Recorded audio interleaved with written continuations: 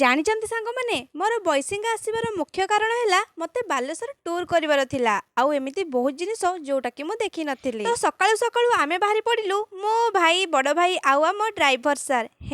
ସରି, director sir.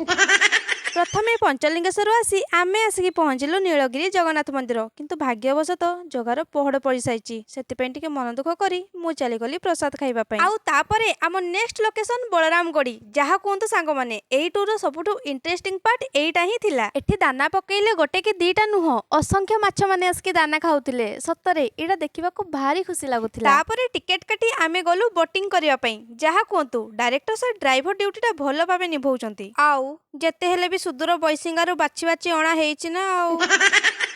ଏମିତି ଆଗକୁ ବହୁତ ସାରା ମସ୍ତି ହେଇଥିଲା, ଯୋଉଟାକି ଆପଣମାନେ ଲଙ୍ଗ ଭିଡ଼ିଓରେ ଦେଖିପାରିବେ। ତ ଆପଣମାନେ ଆଗକୁ ବହୁତ ସାରା ଭଲ ଭଲ ଭିଡ଼ିଓ ଦେଖିବା ପାଇଁ ଭିଡ଼ିଓଟିକୁ ଲାଇକ୍ ଆଉ ସବସ୍କ୍ରାଇବ୍ କରିଦିଅନ୍ତୁ। ଜୟ ଜଗନ୍ନାଥ।